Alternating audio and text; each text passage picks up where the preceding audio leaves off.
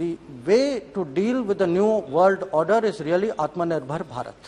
And Atmanirbhar Bharat is not just an economic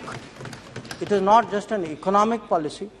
Atmanirbhar Bharat is a Bharat which looks after its people, a Bharat which is capable of running Operation Ganga.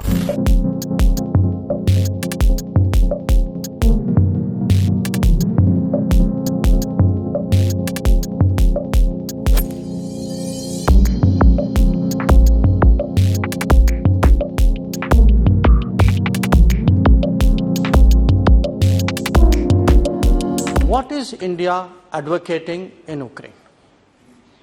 We are, first and foremost, strongly against the conflict. We believe that no solution can be arrived at by shedding blood and at the cost of innocent lives. In this day and age, dialogue and diplomacy are the right answers to any disputes, and this should bear in mind that the contemporary global order has been built on the UN Charter, on respect for international law, and for the sovereignty and territorial integrity of all states. If India has chosen a side, it is the side of peace, and it is for an immediate end to violence.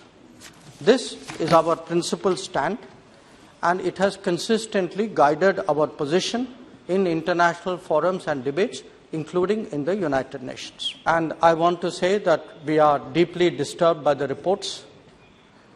We strongly condemn the killings which have taken place there.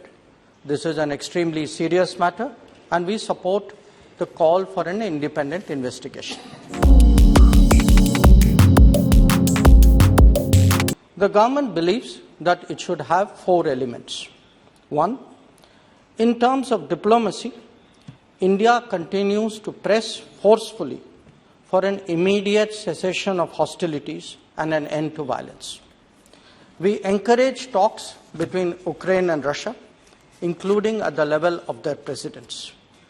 Prime Minister has spoken to them both himself in this regard. 2, the ground situation calls for urgent humanitarian relief. We have already provided 90 tons of relief material, and I was glad to see that many honourable members yesterday noted it and appreciated it. And we did it even while we were in the middle of an evacuation. 3, we will work with the international community and partner countries to mitigate the economic hardships that are resulting from this conflict. Obviously, our focus is to soften its impact on our own economy.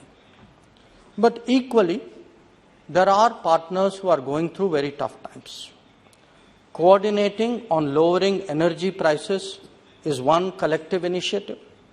In the case of a neighbor like Sri Lanka, we are even supplying fuel on credit and food on credit. Food security is another major concern. India has been approached for the supply of wheat and sugar by many countries, and we are responding positively. The House will be glad to know that whether it is basmati rice, non-basmati rice, sugar, wheat, we have in fact our exports in the last quarter has gone up very, very substantially. We have delivered for the world in terms of vaccines. We did it earlier for medicines. So I would like to assure the House, sir, through you, that we will also step forward where global demands for food, grains, and other materials are concerned, and we will do it in a manner that is helpful to the global economy, which will not take undue advantage of countries in distress. 4, there are issues like the supply of edible oil. Some members referred to it yesterday because we import sunflower oil in very large quantity from Ukraine, or of fertilizers that I spoke about. Now, our commercial diplomacy has to find additional sources to address this disruption. There could be more such examples in the day to come.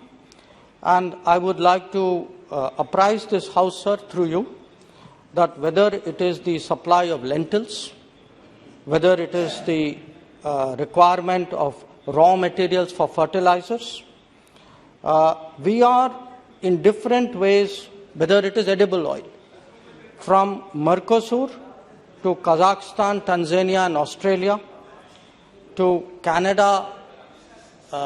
We are really looking today at global markets to see how we can lighten the burden for the common people in India as a result of this crisis. I want to say this. Yes, the world order is changing. The world order has been changing for many years. That is why G7 became G20. World order changed because of COVID.